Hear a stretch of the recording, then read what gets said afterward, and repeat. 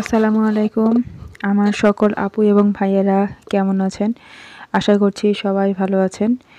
আলহামদুলিল্লাহ আমি অনেক ভালো আছি। গত ২ দিন যাবৎ আমি কোনো ভিডিও দিই নাই ব্যস্ততার কারণে। তো ভাবলাম যে আজকে ভিডিও দিই। তো এই মাছগুলা দেখেন আজকে নিয়ে আসছি। একেবারেই টাটকা। আর হচ্ছে এগুলা গ্রামে আমাদের যে বিলগুলা আছে সেই বিলগুলা থেকে ধরা হইছে। মানে এখন যেহেতু ধানের জমিতে ধান কেটে নিছে, সেখানে অনেক পানি আছে আরকি। ওখানে আমার প্রচুর পরিমাণ মাছ হয়েছে। এই ধরনের আরকি এই যে পুঁটি, খলসে, তারপরে টাকি, তারপরে মোয়া মাছ, এগুলো অনেক চিংড়ি, এগুলা অনেক ধরনের মাছ আছে। তো এগুলা এখানে প্রায় ১ কেজি মাছ আছে। প্রায় না, মানে ১ কেজির একটু বেশি হবে। ১ কেজি মাছ আছে। তো খলসে বেশি, পুঁটি একটু কম। খলসে পুঁটি মিক্সড, আর হচ্ছে টাকি আছে বেশ কিছু। তো আমি ভাবছি যে টাকি মাছগুলা দিয়ে ভর্তা করব। আর হচ্ছে খলসে পুঁটিগুলা বেগুন দিয়ে যদি চটচটি করে খাওয়া যায় তো অনেক মজা লাগে। তো এই মাছগুলা দেখেন, যদিও অনেকেই বলবেন এখন যে সন্ধ্যার সময় মাছ কাটা অনেক রকম ঝামেলা। তো এটাও ঠিক যে আসলে সন্ধ্যার সময় এত ছোট ছোট মাছ কাটা অনেক বেশি ঝামেলা। তো আমরা বাড়ির ২-৩ জন সদস্য মিলে সবাই মিলে মানে মাছগুলা কাটছি। তো এই যে দেখেন মাছগুলা কাটাকাটি চলতেছে। তো আশা করছি আপনারা যে যেখান থেকে দেখছেন এতক্ষণ পর্যন্ত যারা আমার ভিডিও দেখছেন সবাই একটু লাইক, কমেন্ট, সাবস্ক্রাইব করে দেবেন। যদিও আপনারা আমাকে অনেক ভালোবাসেন এবং আমি মানে আমার ভিডিওতে বেশ কিছু কমেন্ট পাই যে আপু এবং ভাইয়েরা আমাকে কমেন্ট করেন, ভালোবাসা দেন, প্রতিদিন ভিডিও দেখেন, আমার রেগুলার ভিডিও দেখেন। আমিও আপনাদের ভিডিও দেখি, আর আমিও চেষ্টা করি লাইক কমেন্ট করার, কিন্তু যখন দেখা যাচ্ছে অনেক বেশি ব্যস্ত থাকি তখন আসলে এরকমভাবে দেখা হয় না, বা অনেক সময় এমন হয় যে আমি ফোনটা ইউজ করার মতো সময় পাই না। তো যাই হোক, মাছগুলা কাটাকাটি চলতেছে।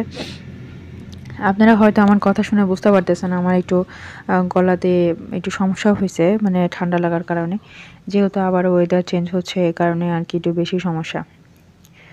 তো মাছ কাটতে কাটতে অনেক বেশি সময় লেগে গেছে। আর যেহেতু গ্রামের মানুষ, তো মানে একটু আমরা ছোট মাছ, আমাদের পরিবার একটু ছোট মাছ টাইপের মাছগুলো খাইতে বেশি পছন্দ করে। এমন নয় যে আমরা রুই বা অন্য কোনো চাষের মাছ এগুলো কিনি না, এগুলো কেনা হয়। কিন্তু অনেক সময় দেখা যাচ্ছে ভিডিওটা করা সম্ভব হয় না, এই কারণে দেখানোও হয় না। তো যাই হোক, আজকে ভাবলাম যে যেহেতু অনেকগুলো মাছ নিয়ে আসছি তো একটু ভিডিও করি। এই যে মাছগুলো কাটাকাটি শেষ, ধোয়াও শেষ, অনেক ফ্রেশ, অনেক সুন্দর লাগতেছে, দেখতে পাচ্ছেন।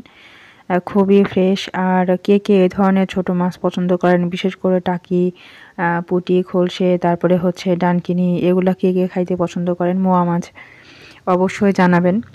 তো আমার ভিডিও দেখে হয়তো আপনারা বুঝতে পারতেছেন যে আমি লাইটের আলোতে হচ্ছে ভিডিওটা করছি। যেহেতু সন্ধ্যার পর ভিডিও করা, আর রান্নাটাও করছে অনেক রাত্রে।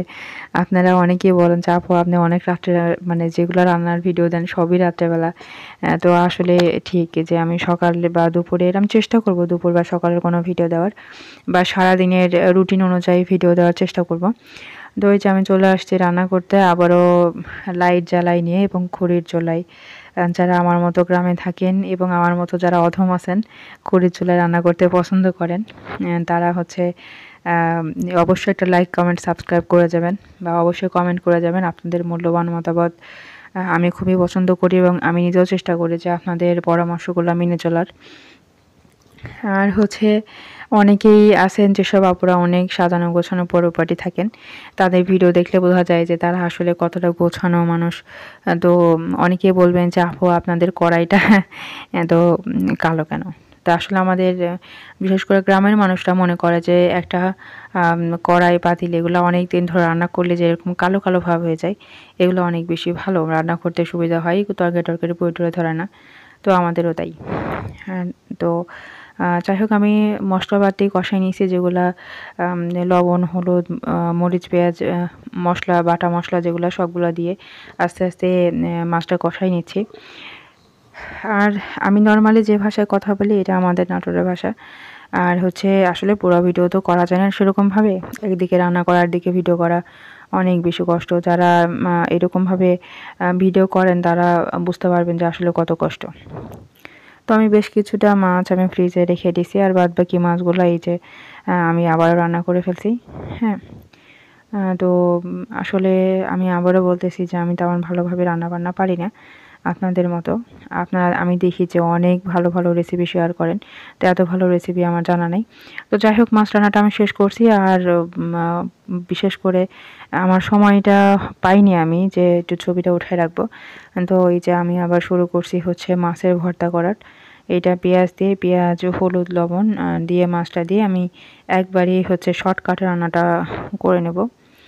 এই যে কিছু মরিচ দিয়ে দিলাম, কাঁচামরিচ। তো হচ্ছে এগুলা দিয়ে একবারে শর্টকাটে রান্নাটা মানে করে নেওয়ার চেষ্টা করতেছি। তো আপনারা কে কে মাছের ভর্তা পছন্দ করেন, বিশেষ করে টাকি মাছ বা শোল মাছ বা এই টাইপের ছোটো মাছের ভর্তা যারা পছন্দ করেন, বা অনেকেই শুটকি মাছের ভর্তা খাইতে পছন্দ করেন, তো তারা অবশ্যই কমেন্ট করে জানাবেন। এবং যদি পারেন তাহলে আমার সাথে সুন্দর সুন্দর ভিডিও, মজার মজার ভিডিও গুলা মানে রেসিপিগুলো শেয়ার করবেন অবশ্যই।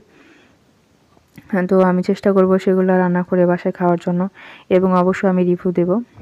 তো যাই হোক আপু এবং ভাইয়েরা যারা আমার ভিডিও দেখেন তাদের অসংখ্য ধন্যবাদ, অসংখ্য ধন্যবাদ। এবং হচ্ছে আপনারা আমার পাশে আছেন, এজন্য আপনাদের প্রতি আমি কৃতজ্ঞতা জানাই। এবং সবাই আমার পাশে থাকবেন, ভালো থাকবেন।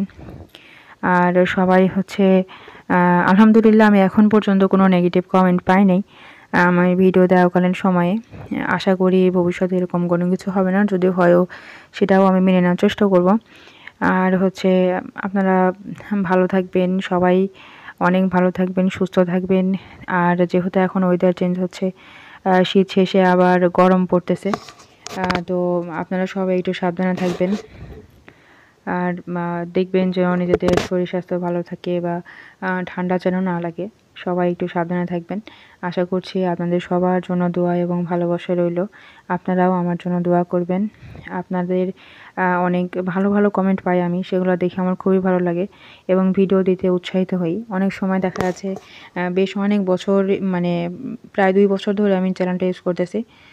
তো আমি ভিডিও দেওয়ার উৎসাহ হারিয়ে ফেলি। তো এবার ইনশাল্লাহ ভাবতেছি রেগুলার কন্টিনিউ করব। যাই হোক ভালো থাকবেন সবাই।